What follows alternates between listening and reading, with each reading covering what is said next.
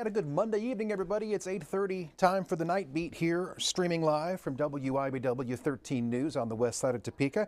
Glad to have you along with us. As always, going to show you a live look right now at downtown Topeka. There's a shot of a 10th and Kansas right now. Not a lot of traffic out there this evening, but obviously folks are staying home. They want to be home and warm. You can still see the Christmas lights down there for a little while longer anyway.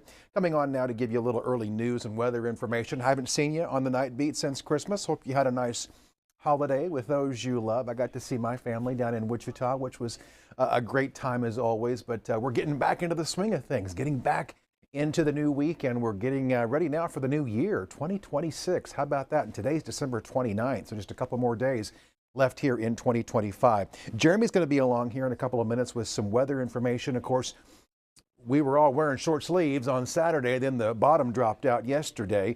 A little bit of a rebound today, and Jeremy actually has a bit more of a rebound as well in the forecast coming up in the next couple of days before another dip and then another rebound. We kind of got a roller coaster going on, but he'll show you more on that coming up here in our forecast on the Night Beat. Want to give you a couple of quick news headlines that we're following this evening. We learned today that getting justice for child crime victims is top of mind and a priority for the Shawnee County District Attorney's Office in the new year. Mike Kage was on today with Melissa. He was on the red couch for Ion Northeast Kansas, and he kind of talked about some of these priorities today. He said a new law strengthening sentences for fentanyl distribution in Kansas, it begins this week.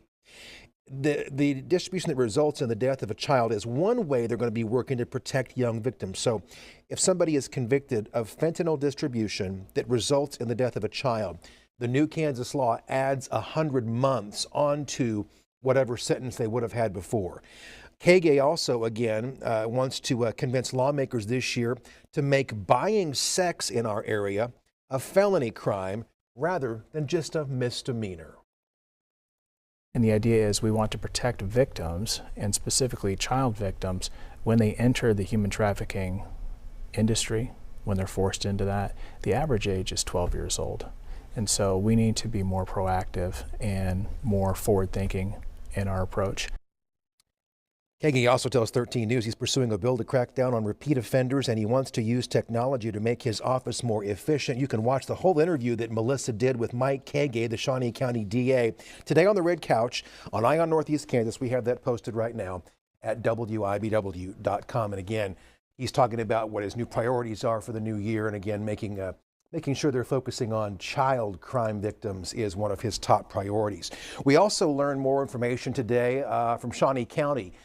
Shawnee County Commissioners today gave the green light officially to kind of get the ball rolling on a bridge project here that's going to redeck the Maple Hill Road Bridge that's in Shawnee County, and a bit of it's in Wabunsee County. We were down at the commission meeting, as we are every Monday, to learn more about this. Public Works is going to pay Topeka-based Finney and turnip seed transportation and civil engineering $243,000 for design work on the Maple Hill Road Bridge.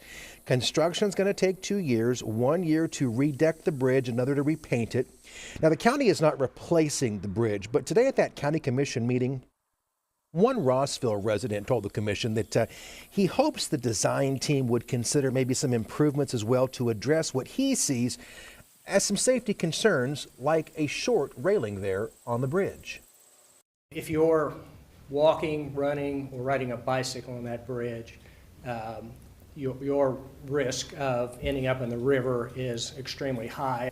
Since you're going to the expense of paying an engineer to go through this whole project, it seems like at that point, there should be something that they could recommend that would make that bridge much safer. Most funding for this project is going to come out of the Shawnee County half-cent sales tax pot of money. A small portion will come from Wabunsee County, where, again, part of that bridge property is located. But, again, they're saying it's going to take 2 years, so keep that in mind if that's part of where you perhaps drive during your daily comings and goings. So we'll keep you up to date on that as well as that project gets started and kind of gets further along through the process. I want to also mention another story to you that doesn't bear a lot of effect here in Northeast Kansas, but you may have some opinions on it because it is your power company, Evergy. Today, the Kansas Corporation Commission announced it has set a couple of public hearings to talk about Evergy's application to build a pretty long transmission line down in southern Kansas. I'm going to pop up here our web article for you that we have posted with a lot more information about this. This is on WIBW.com, and again, this is new information coming in just today. They've set the two hearings, the public hearings. So what's happening is Evergy wants approval to build a 133-mile electric transmission line. This would be through western Sedgwick, Sumner, Cowley, and Chautauqua counties in the southern part of the Sunflower State. Again, not a big impact up here, but you may have some opinions on this because it does come from Evergy, which services all of us up here in northeast Kansas, or most of us anyway. Now, we know that prior to each hearing, the commission staff and Evergy reps are going to be present at an open house to answer questions and talk about maps of this proposed 133-mile route.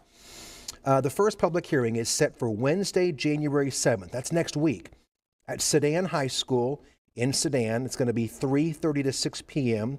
Public meeting begins at 6 p.m. The second public hearing is going to be next Thursday, January 8th, at the Richardson Performing Arts Center at Southwestern College in Winfield. And they're going to have both these public hearing and open house meetings in the same locations. They're also going to be accepting written comments on this application from Evergy through 5 p.m. Central Standard Time, Friday, January 23rd. So again, I bring this up so if you can be aware of it. They want to build this transmission line down in southern Kansas. It would again be Sedgwick County, Sumner, Cowley, and Chautauqua. But again, you may have some opinions or thoughts, or maybe you have a family that lives down in that area. You want to let them know about this and those public hearings that are coming up here very, very soon, next week, in fact, in those two locations, Sedan and Winfield. That's a quick look at some of the news headlines we're following on this Monday evening. Jeremy's here with the forecast now, and again, it's kind of got some ups and downs. Take a look at what he has to offer. 2 days ago, we saw temperatures in the afternoon making the upper 60s, even some mid 70s. It was 75 degrees in Emporia for an afternoon high temperature 2 days back. Today, we struggled into the mid 20s. Tonight will be one more night of very cold air before warmer air starts building in. We'll go 14 in Topeka tonight, 13 Hiawatha, 12 in Oskaloosa. So these temperatures are below average this time of the year. Of course, we are in late December, winter, and cold weather is not abnormal. It's just a couple of days ago we were much warmer than this. Here's what we have tonight. Topeka mostly clear. No chance of any sort of rain or snow. There's still slick spots on some of the area roadways. Make sure you're careful on your sidewalk, your driveway, your deck, whatever it might be. Many of those things are still going to be a little slick in spots. We are expecting to see tomorrow's high temperature much warmer at 46 in Topeka. That's above average for this time in late December. Southwest winds 5 to 15. Really a nice day, especially compared to the Arctic air we had today and the extreme wind and cold we had yesterday. So tomorrow 41 Hiawatha, 50 for Abilene, Council Grove, and Emporia.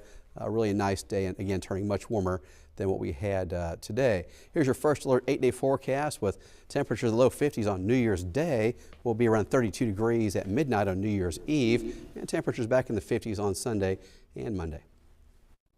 All right, Jeremy, thanks so much for the forecast there. Obviously, we got some more ups and downs in the forecast, but you know, it is winter and it could be a lot worse. We know that here in Kansas. Hope you'll join us tonight for 13 News at 10, either streaming where you're watching right now or over the air on 13.1. We are learning some new information tonight about $221 million that's coming into Kansas that aims to improve rural health care access in our state. Of course, a lot of our viewership up here in northeast Kansas is affected by rural health care systems. So we're going to tell you more about where the money is coming from and what it aims to do, and we'll get some reaction from our state leaders as well coming up at 10 o'clock. Plus, we have our weekly Salute Our Heroes report.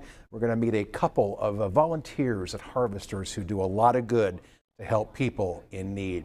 That's our report here on the Night Beat. I'm glad to see you once again on this Monday evening. Stay warm out there and enjoy the rest of your evening. Have a good Tuesday tomorrow, and I'll see you tonight for 13 News at 10.